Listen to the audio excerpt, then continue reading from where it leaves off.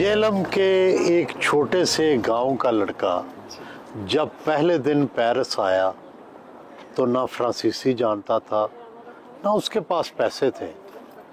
तो मुश्किल तरीन दिन क्या कौन से थे और उनके दरमियान क्या हुआ? मुश्किल तरीन दिन तो वो मेरे ख्याल में वो मेरा पहला दिन था जब मुझे कोई आसरा नहीं मिला। जिस बंदे ने रिसीव करना था उसने इनकार कर दिया। पहली रात कब्रिस्तान में, और कब्रिस्तान में नींद आ गई? नींद कब आती है जनाब? कब्रिस्तान में रात गुजारनी थी, बड़ी मुश्किल से गुजरी, सर्दी बहुत ज़्यादा थी उस रात। और उसके बाद फिर मैं और पेरिस के दरिया के पुल, कभी इस पुल के नीचे कभी दूसरे पुल के नीचे। खाना कहाँ से खाते थे? खाना जी बस ये 2 दिन तो मिलकर खाया कुछ नहीं। तीसरे दिन एक छोटा सा काम मिला तो वो काम किया तो वहाँ पे खाना मिला, और उसके बाद छोटी मोटी जॉबें करके पेट पालना पड़ता था। कब आप समझते हैं कि कब खुशहाली कैसे शुरू हुई?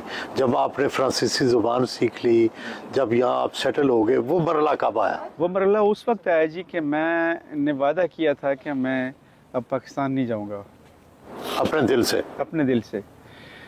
लेकिन मेरी दादी जी का जब इंतकाल हुआ तो वो इतना सदमा था कि मुझे फिर वो अपना सारा बचपन याद आया, और वो जो मेरे अंदर जो गुस्सा था वो मैंने साइड पर रखा और मैं पाकिस्तान गया। यानी पाकिस्तान या वहाँ के हालात से जो नाराज़ी थी, आपके रोमांस में नाकामी या उसकी वजह से? जो कुछ भी था उसको मैंने साइड पर रखा, और जब मैं घर गया हो तो घर के हालात बदल चुके थे। वाले साहब रिटायर हो चुके थे, उनके कुछ ख्वाब थे कि बच्चों को आला तालीम दिलवाई जाए। तो उस टाइम मुझे कैपेबिलिटी हुई और मुझे एहसास हुआ कि मेरी वजह से जो वाले साहब की कमाई थी वो तो मैं लेके भाग गया था। तो उसके बाद फिर मैं वापस आके मैंने मेहनत मजदूरी सही महीने पे शुरू की।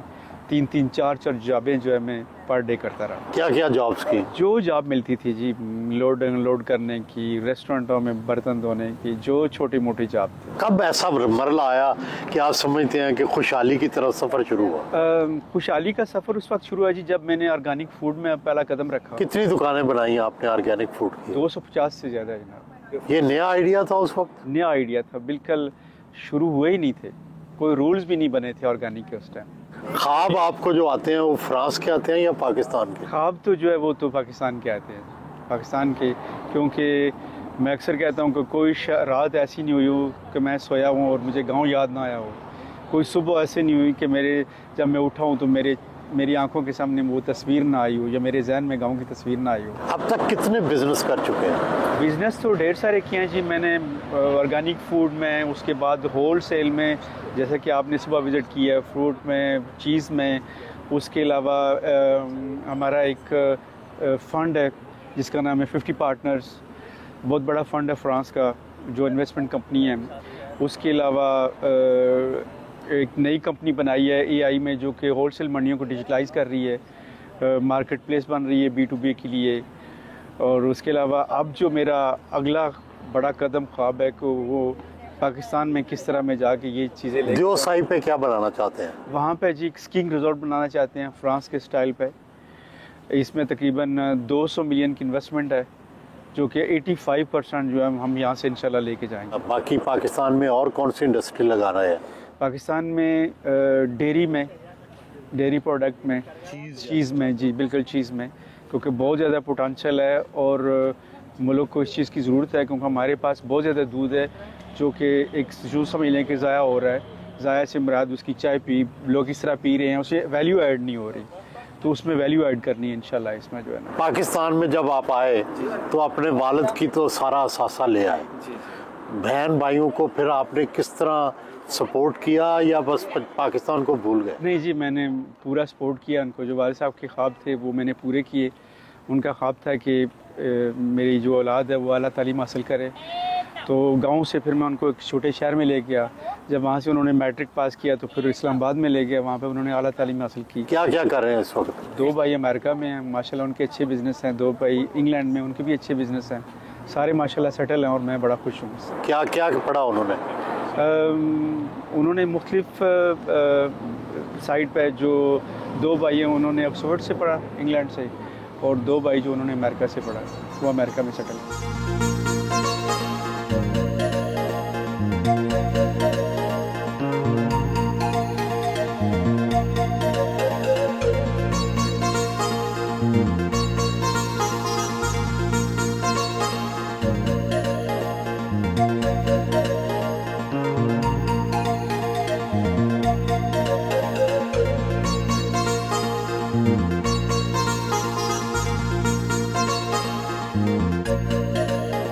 अपने दफ्तर पहुंचे।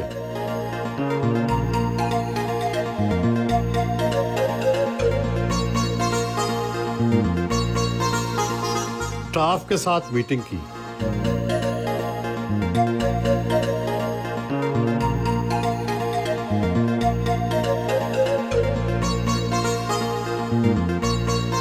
फार्म हाउस पहुंचे।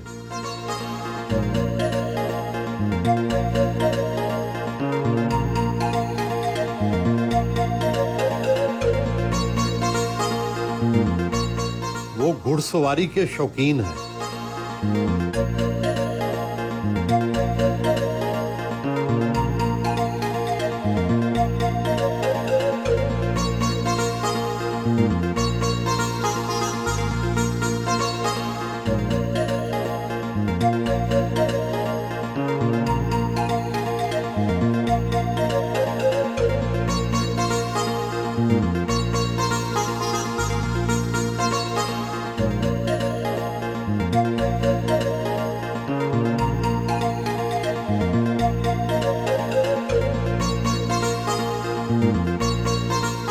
इलेक्ट्रिक साइल वाटर स्पोर्ट्स पहुंचे।